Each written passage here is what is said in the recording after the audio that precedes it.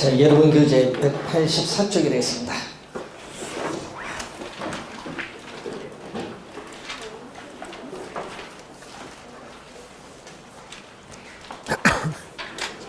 자, 184쪽에 지렛대 효과가 되겠습니다.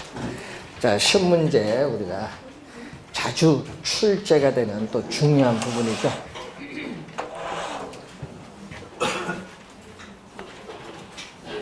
자, 올해 상당히 중요합니다. 자, 여러분 지뢰를 레버라고 합니다. 자, 무거운 물건을 들어올릴 때 이 두 손으로 들어올리면 힘이 들어요. 그래서 지뢰를 이용하면은 쉽게 들어올릴 수 있는 게 바로 이 지뢰의 작용인데 이걸 이용을 하는 거죠. 부동산도 고가의 상품입니다.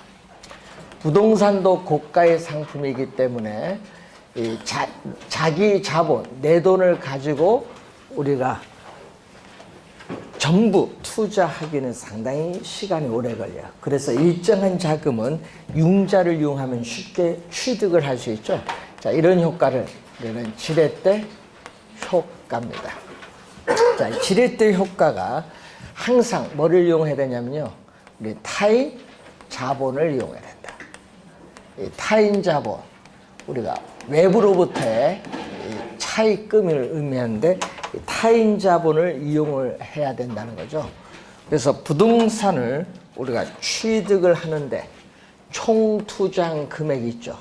자, 부동산을 취득을 하는데 이 총 투자한 금액은 자기 자본, 내 돈입니다. 이 내 돈과 우리 타인 자본은 남의 돈인데 이 두 가지를 더해서 총 투자한 금액을 가지고 부동산에 투자해서 부동산을 취득을 하는데 이때 이 자기 자본을 우리는 지분 또는 지분 투자액이라고 해요. 자기 자본을 지분 또는 지분 투자액이라고 하고 이 타인 자본은 두 가지가 있죠. 이자가 없는 타인 자본. 자, 이자가 없는 타인 자본이 있고 또 하나는 이자가 있는 타인 자본 두 가지로 나눠 볼 수 있는데 자, 이자가 없는 타인 자본은 여러분 예를 들면은 전세금이나 이 보증금이죠. 그래서 계약 만료 시에 이 전세금이나 보증금은 돌려주는데 이자를 지불하지 않는 겁니다. 그리고 이자가 있는 타인 자본은 금융기관에 뭐를 의미하죠? 대출금인데 이 대출금을 우리는 저당 투자액이라고 해요. 저당 투자액 대출금이라고 합니다. 그래서 이 부동산은 고가의 상품이라 보니까 이렇게 뭐를 이용을 한다? 타인 자본을 이용하면은 쉽게 부동산을 구입을 할 수가 있는 거예요. 그래서 반드시 뭐를 이용해야 된다? 지렛대 효과는 타인 자본을 이용을 해야 돼요.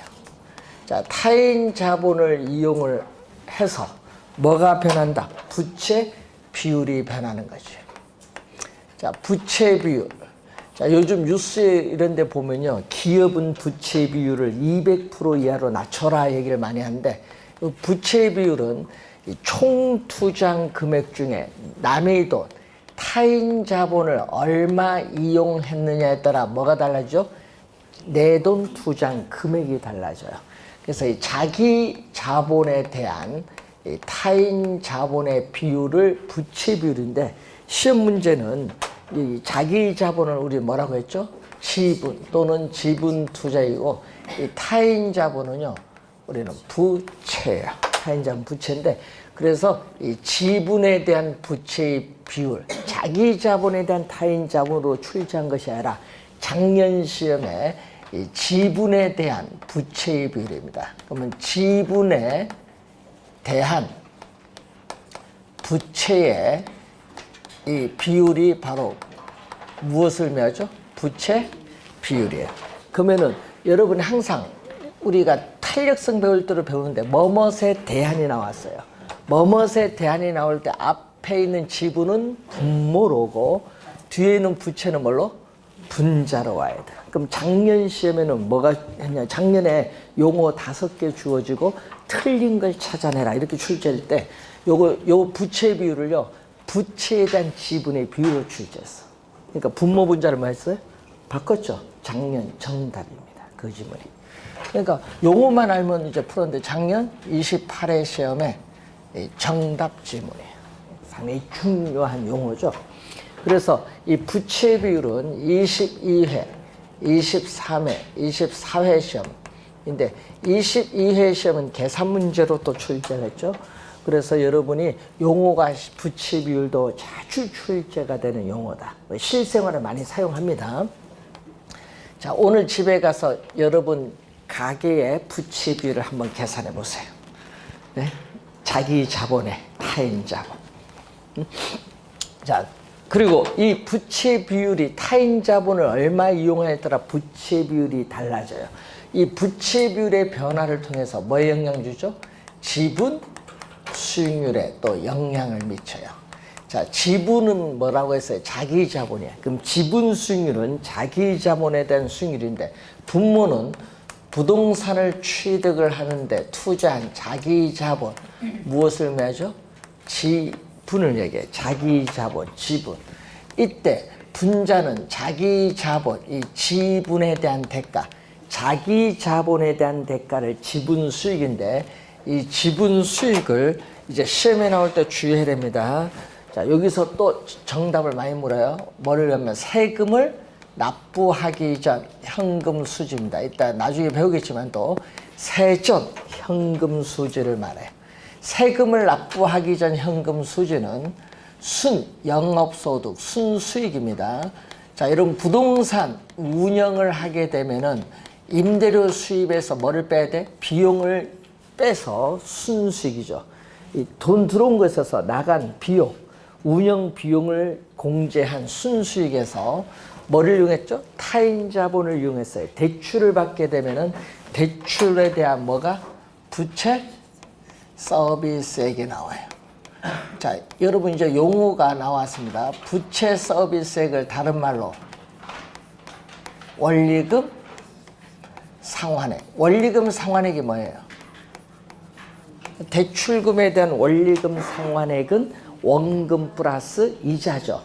작년에 부채 서비스액은 이자 지급액을 말한다 하니까 맞아요? 틀려요?